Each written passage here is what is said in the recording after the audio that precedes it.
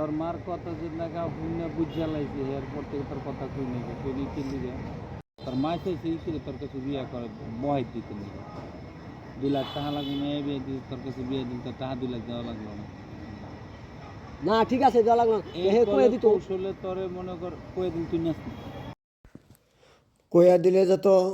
ওয়াসি মিত্রে নিবই না তা কলে কৌশলে কল দিয়া যেত শরণ শেখ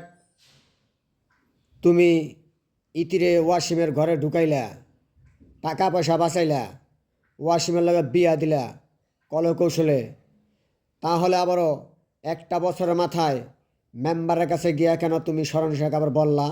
ইতি ওয়াসিম স্বামী স্ত্রী না আজকে ওয়াসিমের থেকে টাকা পয়সা আদায় করে এই মেয়েটার অন্য জায়গায় বিয়ে দিব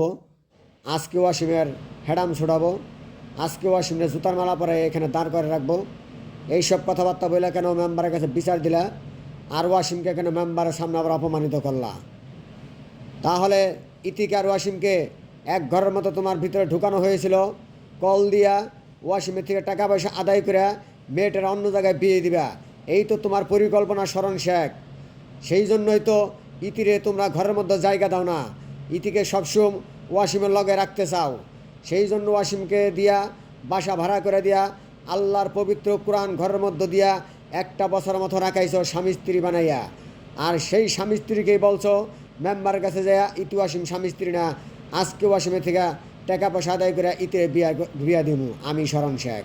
আজকে দেখতে চাই ওয়াসিমের হেডাম কোন জায়গায় আছে এই কথাবার্তা বইলা ওয়াসিমকে বিভিন্ন প্রকারের